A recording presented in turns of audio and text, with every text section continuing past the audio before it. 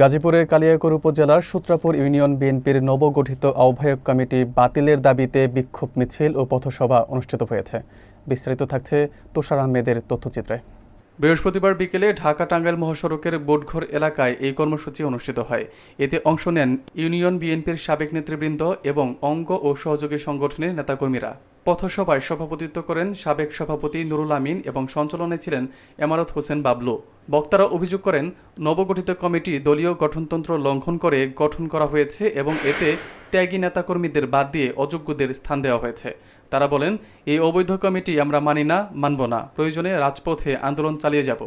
পথসভায় আরও উপস্থিত ছিলেন উপজেলা বিএনপির সাবেক সহসভাপতি আজিবুর রহমান মাস্টার, যুগ্ম সম্পাদক সানোয়ার হোসেন মাস্টার, নূর মোহাম্মদ, আলমগীর হোসেন, আওলাদ হোসেন, শ্রমিক দল নেতা রমজান আলী খান রঞ্জু ও মনির হোসেন সহ অঙ্গ সংগঠনের নেতারা।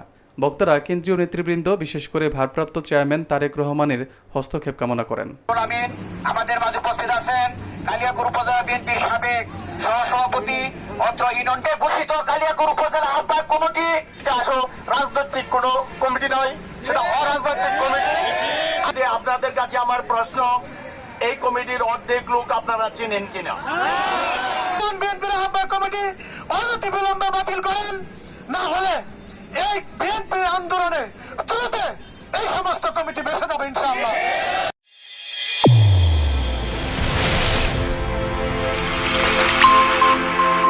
চ্যানেল A1 হৃদয়ের স্পন্দন।